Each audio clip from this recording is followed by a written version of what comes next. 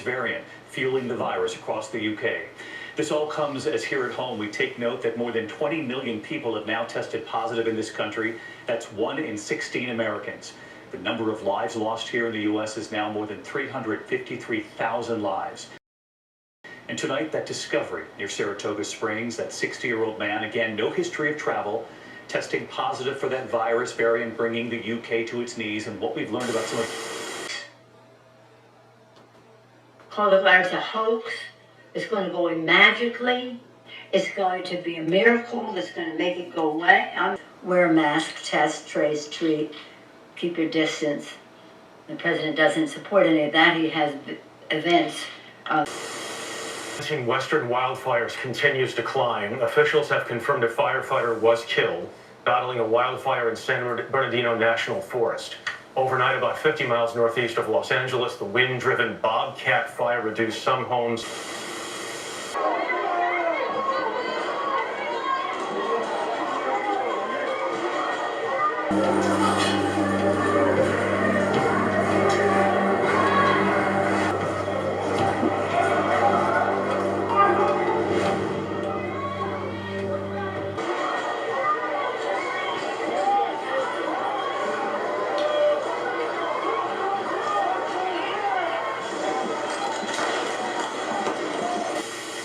Fourth to slam into Louisiana this year.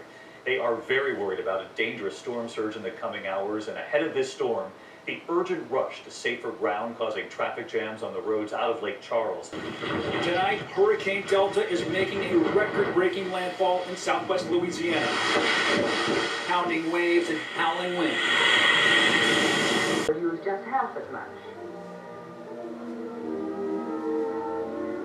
3 quarts of bread cubes are toasted. The toasting really adds flavor. Use just half as much.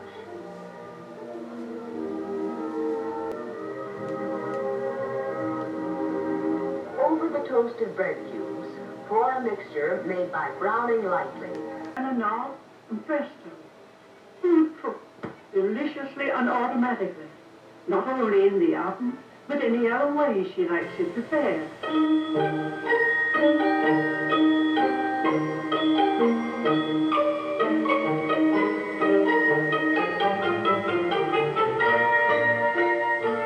Always, the art is based on saving, by reducing the family needs, as well as by spending, for she spends to save, and saves to spend. You know, I'm really sick about the things going on right now, and it's cold outside, it's miserable.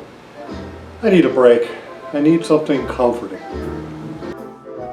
I want something that'll take me back to when I was 4 years old, like in this picture, with my sister Debbie to my right and sister Donna to my left, and my mom, which I miss every day. She was a great cook. Here I am at 9 years old. I was developing my taste for food back then, and my parents didn't have a lot of money, but they did well with what they had, and they learned to be creative. My mom had the knack for taking something as simple as Franco-American macaroni with cheese sauce, and she would take that and make it into something really special. I mean, she would pull that out of the oven, and I'd be like, oh, hot damn, this is going to be good. Lunchtime was also a special time for me. You know, we couldn't afford hot lunch all the time, except for maybe on pizza day. So sometimes I would get peanut butter and jelly, but sometimes she would splurge and get me deviled ham. Not that it was one of my favorites, but I swear that I compared it to Alpo, and I couldn't tell the difference. So it was a cheap alternative, but it still brings back memories. Just the smell of it brings back memories. So in the summer, after a full day of being outside playing hide and seek, drinking out of garden hoses, playing football with the neighborhood kids with no equipment, protective equipment, you know, riding in the back of my dad's pickup truck or doing hot tricks on my bike without a helmet or knee pads, I'd come home and Mom would always have something cooking up. And then we would all sit down to a family meal where we would sit and enjoy all the wonderful things that she made. Now sometimes it would be as simple as a can of Spam. We would have Spam with pineapple, we would have Spam on burgers, we would have Spam with mashed potatoes, but she would always make up for it with a delicious Jell-O mold afterwards. Something to look forward to. But I tell you, the real magic happened when she opened up a can of that Geisha Fancy Light tuna. She would put stuff together in a container, and when it came out of the oven, boom! It was the most beautiful, tasty tuna noodle casserole you could ever imagine. And whenever I have it, it's still a favorite of mine to this day. It brings me right back to Mom's kitchen and those good times, and it's very comforting, and I'm going to make it for you right now. I'm pretty excited about making this tonight, so I've got 2 tablespoons of butter, and I'm putting that in a hot pan. And I'm just going to melt that butter down. Okay, I've got the butter melted. And I'm going to toss in 1 cup of chopped onion.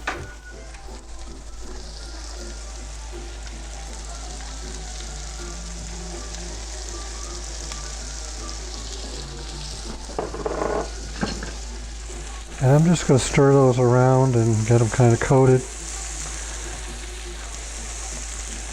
And I'm going to cook those until they soften up. I'd say it's going to be about 5 minutes. So those have softened up quite a bit. So to that I'm going to add 1 package of 8-ounce sliced mushrooms. I didn't feel like slicing my own, so I bought them pre-sliced.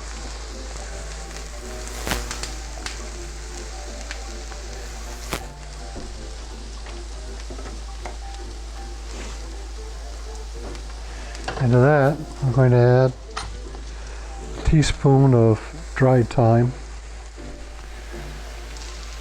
I didn't have any fresh on hand.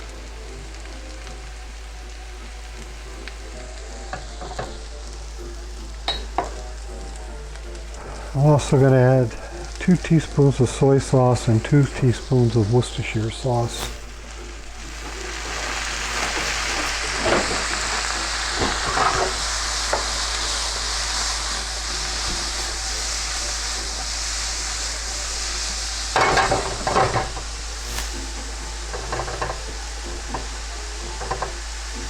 I put in about 1/4 teaspoon of salt. And I'm just going to cook that until it starts releasing its liquids, probably about 5 to 7 minutes. So, it smells great. Oh, does it smell good. The soy sauce with the Worcestershire is just,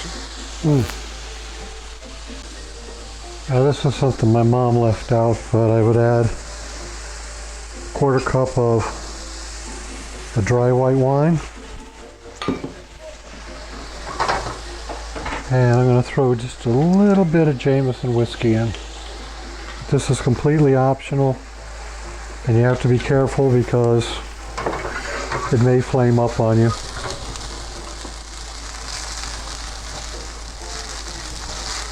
If it does, it's fine, just let it burn off.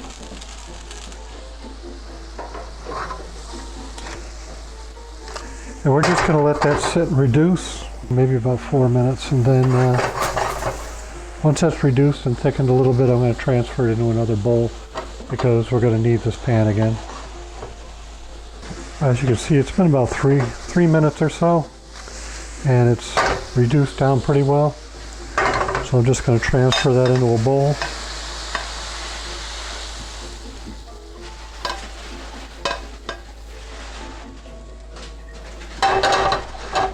And I'm going to get the pan hot again. Take 3 tablespoons of butter and get it in there.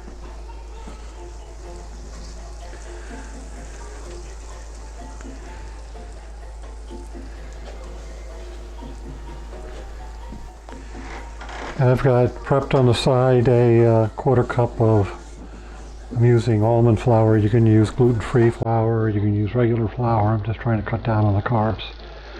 a little bit because I'm going to go over on carbs with the topping. Because you have about this much casserole and only about that much topping, so to me it equals out in the end. So once that melts down, we're going to add the flour, and we're going to stir that around, and we're going to make a roux. Okay, I've got the flour. I'm just going to kind of sprinkle that in and stir it around.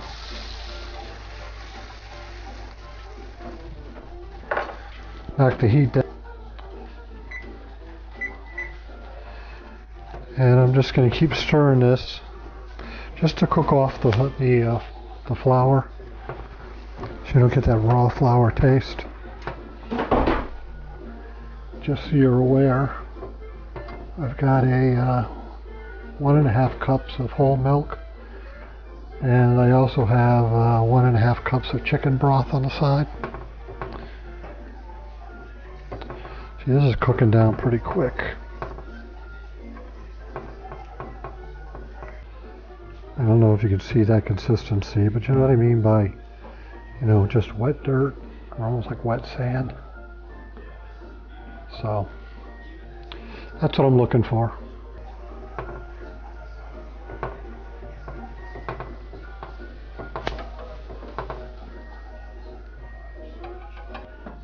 So as promised to that, I'm going to add 1.5 cups of whole milk.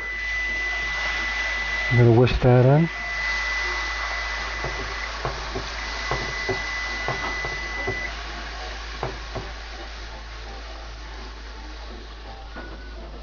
And I'll stir that constantly. I'm also going to add in the 1.5 cups of vegetable broth. I weighed it out, or I measured it out, then put it back in the can.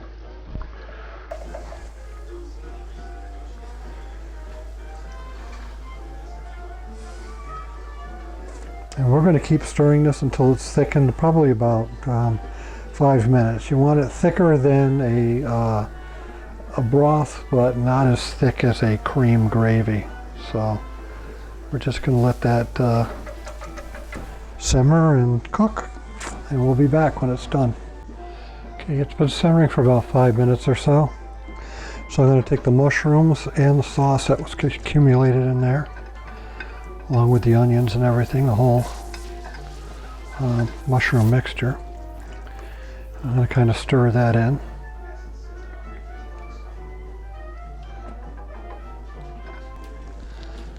And I'll also add in a teaspoon of lemon juice, a teaspoon of salt,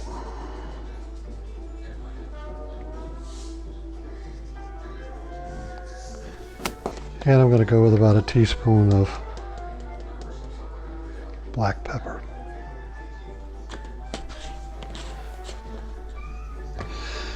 I've got some egg noodles put aside here that I've been boiling to make them al dente. And I also drained 2 12-ounce cans of chunk light tuna. I usually use albacore, but I'm trying to cut down on the mercury. So I'm just going to kind of put that in there.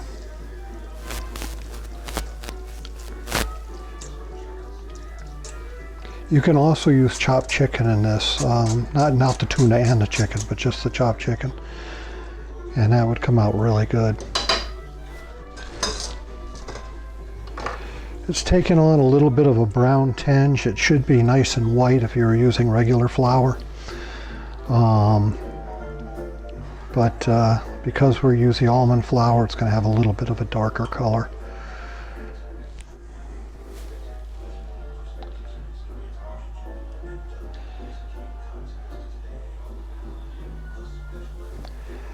And I'm just going to combine that really well. Out of this, I'm going to stir in 8 ounces of frozen peas.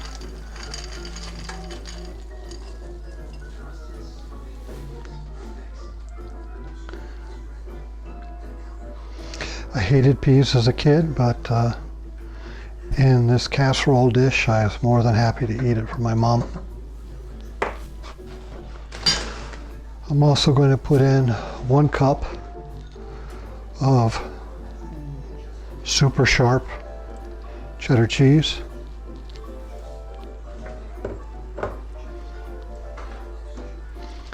And I drained the noodles, but I did not rinse them. And I'm going to put those right in as well.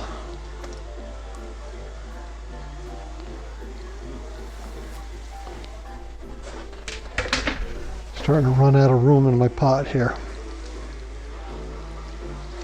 Now, I looked for whole wheat noodles, but I couldn't find any, and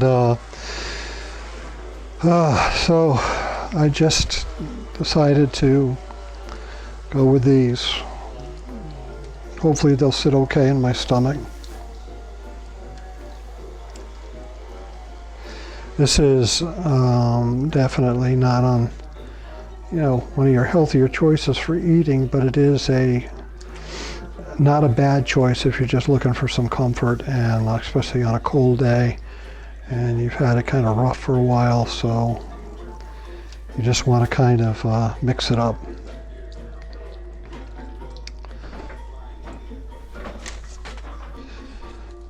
I've got one of my Le Creuset casserole dishes here, and I'm going to hit it with some garlic infused olive oil just to coat it. And then I am going to take our mixture here, and I'm just going to transfer it right in there. Let me grab a pot holder. It's going to be hot, and you're going to need 2 hands.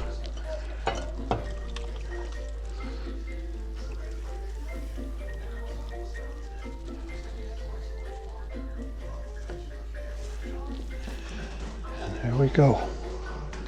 The casserole dish was kind of full from the skillet. I didn't want it to boil over, so I moved some out into a separate dish. And I'm just going to put them both in the oven. I'm going to make one big one, one small one. Anyway, on top of this, I'm going to put a 2nd cup of cheese on top of this. I'm using, first I used a sharp white cheddar, and this is more a combination of mozzarella, smoke-flavored provolone, Romano, Fontina, Asiago, and some Parmesan. So, I'm going to put that on there. Can't forget to cover the second one. In this bowl, I've got about 2 cups of panko breadcrumb. And to that, I'm going to add about 2 tablespoons of melted butter. And I'm just going to kind of whisk that together really well, get them all kind of coated. To the breadcrumbs, I'm going to add maybe about a fistful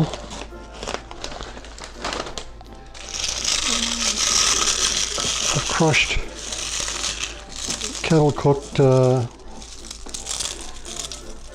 Cape Cod potato chips. Sea salt.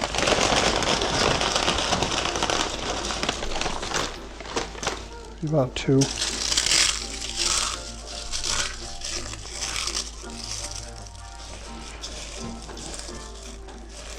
I just want to mix it all in there. For the casserole here, I'm just going to take that and kind of sprinkle it along the top. No special way of doing it. I'm going to line the oven's on 375. I'm going to line the sheet with aluminum foil, and then I'm going to, so that if it leaks over, it's not going to get all over the stove. And the oven